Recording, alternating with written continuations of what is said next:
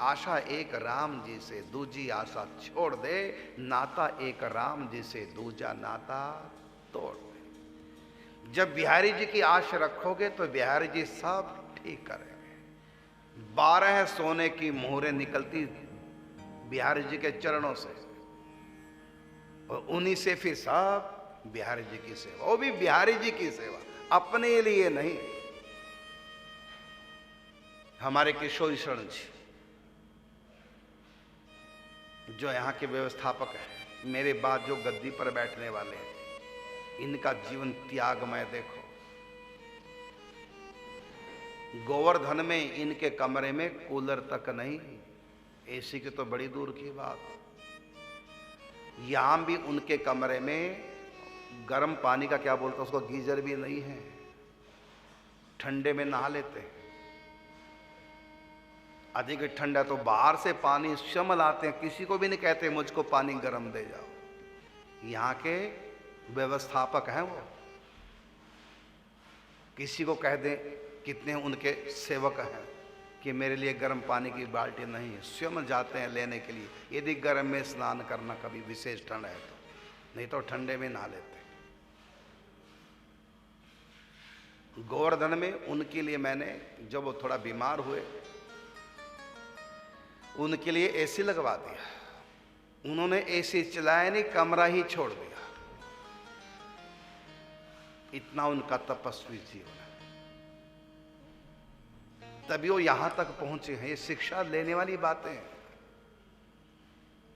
उनके लिए कोई सुविधा नहीं है, उनके कमरे में गीजर तक नहीं है बाथरूम में।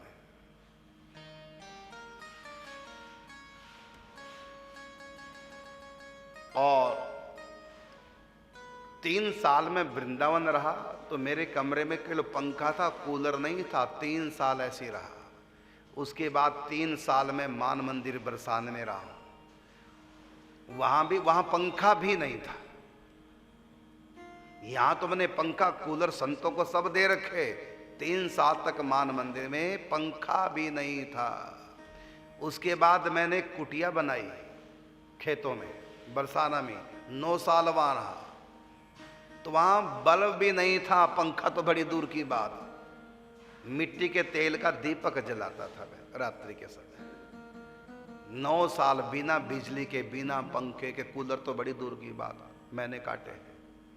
उसके बाद गोवर्धन में कुछ लोगों ने मिलकर मेरे लिए आश्रम बनाया, तो सब आश्रम में तो पंखे थे, लेकिन मेरी ऊपर घास फूस की कुटिया, उसमें मैंने पंखा नहीं लगवाया, ऐसी रहता था।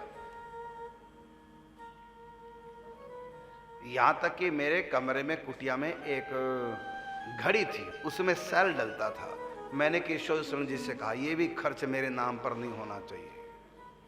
मैंने घड़ी वहां से हटवा दी, इसमें सेल लगता है, मेरे नाम पर वो सेल भी खर्च नहीं होना चाहिए। देसी जुगाड़, पानी नहीं मैं नीचे का ठंडा लेता, नहीं, घड़ा रखा था मैंने अपने पास।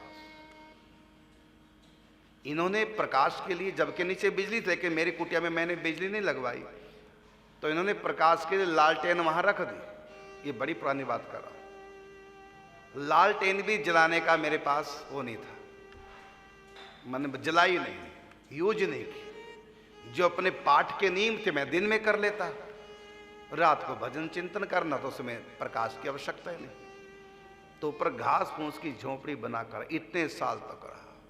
तो 17 साल तक मैंने पंखे का, बिजली का प्रयोग ही नहीं किया। संत बनने के बाद, आश्रम बनने के बाद।